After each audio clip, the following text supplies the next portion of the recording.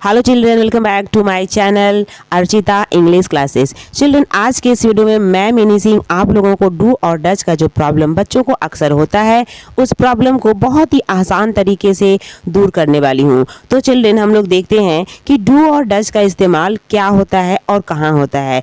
पिछला वीडियो में बता चुकी हूँ आप लोगों को कि डू और डज का जो प्रयोग होता है वो प्रेजेंट टेंस में इंडेफिनिट में होता है।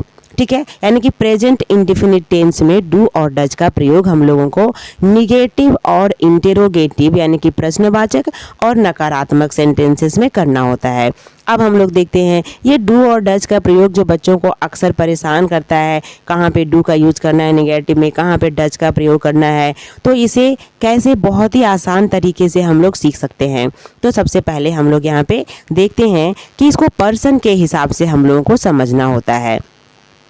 हम लोग देखते हैं चिल्ड्रन कि फर्स्ट पर्सन, सेकंड पर्सन और थर्ड पर्सन, ये 3 पर्सन होता है। तो सबसे पहले हम लोग चलते हैं फर्स्ट पर्सन में। हम लोग यहाँ पे देख रहे हैं चिल्ड्रन कि फर्स्ट पर्सन मतलब आई, वी। आई मतलब मैं, वी मतलब हम लोग। अब अगर हमारे सेंटेंस में आई और वी एज अ सब्जेक्ट है, सब्जेक्ट के रूप में है, तब हम लोगों को वहाँ पे निगेटिव और इंट्रोगेटिव में फॉर्मूला के अनुसार हिसाब से डू का यूज़ करना है। ठीक है चिल्ड्रन, अब हम लोग यहाँ पे चले जाते हैं दूसरा स्टेप यानी कि सेकंड पर्सन। तो ये है हमारा सेकंड पर्सन। अब हम लोग यहाँ पे देख रहे हैं कि सेकंड पर्सन का मतलब होता है यू, योर। ठीक है, यानी कि यू, योर। अगर हमारे सेंटेंस का सब्जेक्ट एज अ यू और योर है तब भी हम लोगों को वहाँ पे निगेटिव और इंट्रोगेटिव सेंटेंसेस में डू का ही प्रयोग करना है। एग्जाम्पल भी मैंने यहाँ पे दिया हुआ है, तुम नहीं खाते हो, यू डू नॉट ईट। अगर यहाँ पे रहता क्या तुम खाते हो, तब वहाँ पे हम लोग दे सकते थे डू यू इट, यानी कि फर्स्ट पर्सन सेकंड पर्सन अगर रहे एज अ सब्जेक्ट हमारे प्रेजेंट इंडेफिनिट टेंस में, तब हम लोगों को वहाँ पे केवल और केवल डू का यूज़ करना है। ये 2 स्टेप क्लियर हो गया है। अब हम लोग चलते हैं तीसरा स्टेप में, यानी कि थर्ड पर्सन। ठीक है, थर्ड पर्सन में हम लोग चलते हैं। तो थर्ड पर्सन 2 होता है, एक होता है सिंगुलर और दूसरा होता है प्लूरल। ठीक है, एक सिंगुलर और दूसरा प्लूरल। अब हम लोग को देखना है चिल्ड्रन कि सिंगुलर यानी कि एक वचन और प्लूरल यानी कि बहुवचन। तो हम लोग यहाँ पे देखते हैं सिंगुलर, ही, सी, यानी कि लड़कियों के लिए सी और लड़कों के लिए ही। ठीक है, स्त्रीलिंग के लिए सी और पुल्लिंग के लिए ही का यूज करते हैं। हुआ होता है इसका मतलब इट, वन नेम यानी कि एक नाम अगर हमारे सब्जेक्ट में हो, जैसे कि राम, मोहन, सोहन, सीता, गीता, कुछ भी। वन थिंग यानी कि एक चीज़, एक वस्तु हो। ठीक है, या फिर वन प्लेस अगर सिंगुलर हो एज ए सब्जेक्ट हमारे सेंटेंस में प्रेजेंट इंडेफिनिट में, तब वहाँ पे हम लोगों को डज का इस्तेमाल करना है। तब हम लोगों को वहाँ पे डज का इस्तेमाल करना है। ये कॉन्सेप्ट आप लोगों का क्लियर हो गया है। ठीक है चिल्ड्रन, अब हम लोग चलते हैं प्लूरल में। ठीक है, प्लूरल में अब हम लोग वहाँ पे चलते हैं। हम लोग यहाँ पे देख रहे हैं चिल्ड्रन कि यहाँ पे आ गया है हमारा प्लूरल यानी कि बहुवचन। तो दे यानी कि वे लोग, टू नेम यानी कि 2 नाम, जैसे कि सीता एंड गीता, राम एंड मोहन। अगर 2 नाम हमारे सब्जेक्ट में हो, हमारे सेंटेंस में एज ए सब्जेक्ट हो, तभी भी हम लोग उसको प्लूरल बोलते हैं। चाहे 2 से ज़्यादा हो तभी भी प्लूरल है, कि 1 से ज़्यादा हो तो उसे हम लोग प्लूरल बोलते हैं, बहुवचन बोलते हैं। 2 थिंग्स या फिर मोर थिंग्स, ज़्यादा चीज़ें। Pen and paper. ठीक है, तो इस तरीके से अगर हमारा जो सब्जेक्ट है प्लूरल हो, तब हम लोगों को वहाँ पे क्या करना है, हम लोगों को डू का इस्तेमाल करना है। ठीक है चिल्ड्रन, आप लोग यहाँ पे देख भी रहे हो कि डू यहाँ पे मोर थिंग्स यानी कि बहुवचन के कंडीशन में हम लोगों को वहाँ पे डू का यूज करना है। बहुवचन हो, 2 या 2 से ज़्यादा चीज़ें हो, नाम हो, चाहे कोई वस्तु हो, स्थान हो, तब वहाँ पे हम लोग वहाँ पे डू का यूज करते हैं। ठीक है, अब हम लोग यहाँ पे देखते हैं कि जो मेन प्रोसेस है वो क्या है, मैं यहाँ पे बता रही हूँ। फर्स्ट पर्सन डू, ठीक है children, second person do, third person में भी हम लोग यहाँ पे देखते हैं बहुवचन में डू, यानी कि केवल और केवल एक जगह ही हम लोगों को डज का इस्तेमाल करना है अगर हमारा सब्जेक्ट केवल सिंगुलर हो, और बाकी सारे जगहों पे I we first person, second person you your, तभी भी वहाँ पे डू का यूज़ करना है।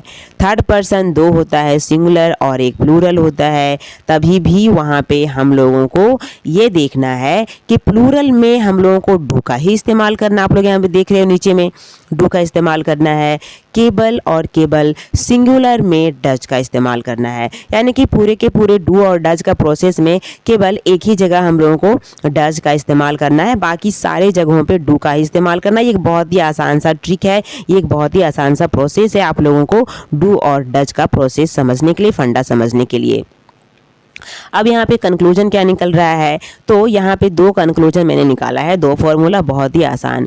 सब्जेक्ट अगर सिंगुलर हो तो निगेटिव और इंट्रोगेटिव में, यहाँ पे निगेटिव और इंट्रोगेटिव में हम लोगों को यहाँ पे डज का इस्तेमाल करना है।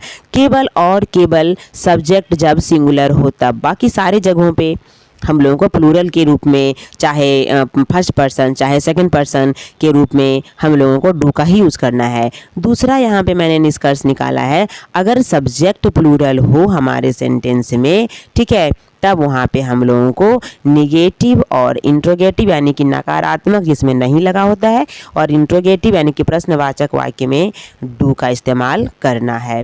आप यहाँ पे एग्जाम्पल भी देख सकते हो चिल्ड्रन। वह नहीं पढ़ता है, ये सब्जेक्ट है यहाँ पे वह, जो कि सिंगुलर है, तो यहाँ पे निगेटिव ये वाक्य है, तो यहाँ पे डज नॉट का इस्तेमाल किया गया है। आप इसको डजंट भी कर सकते हो शॉर्टकट में, डजंट, ठीक है, यानी कि DOES करके एन के ऊपर एक कॉमा देकर टी जब लगाते हैं तो इसे हम लोग शॉर्टकट में डजंट कहते हैं, ठीक है चिल्ड्रन।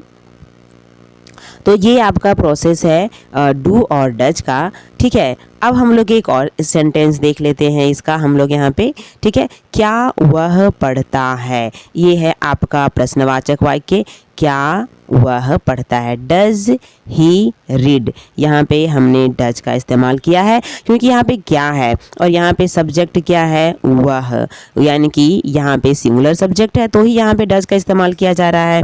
अब यहाँ पे एक नाम के रूप में देख लेते हैं, राम, राम भी सब्जेक्ट यहाँ पे सिंगुलर है। राम क्यों नाचता है, तो राम क्या है, यहाँ पे राम सिंगुलर है, इसीलिए सिंगुलर के रूप में हम लोगों ने यहाँ पे डज का इस्तेमाल किया है, ठीक है। यहाँ पे डज का इस्तेमाल किया गया है क्योंकि राम यहाँ पे सिंगुलर है, ठीक है। आई होप चिल्ड्रन कि आप लोगों को ये समझ में आ गया होगा कि किस तरीके से हम लोगों को डू और डज का बहुत ही आसानी से हम लोगों को इस्तेमाल करना है। यानी कि हम लोग यहाँ फिर से एक बार देख लेते हैं, फर्स्ट पर्सन आई हुई तो केवल डू लगाना है।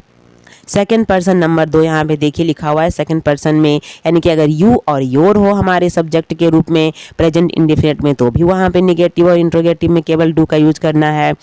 अगर थर्ड पर्सन प्लूरल हो, यहाँ बी नंबर में देख रहे हो आप, प्लूरल लिखा हुआ है यानी कि बहुवचन हो, यानी कि हमारा सब्जेक्ट अगर प्लूरल हो तभी भी वहाँ पे हम लोगों को डू का ही इस्तेमाल करना है। केवल और केवल सब थर्ड पर्सन सिंगुलर अगर हमारा सब्जेक्ट हो, he she it one name one thing one place, तब हम लोगों को उस कंडीशन में डज का इस्तेमाल करना है निगेटिव और इंट्रोगेटिव में। बाकी सिंपल सेंटेंसेस में तो वहाँ पे डू और डज का इस्तेमाल होता नहीं है प्रेजेंट इंडेफिनिट में।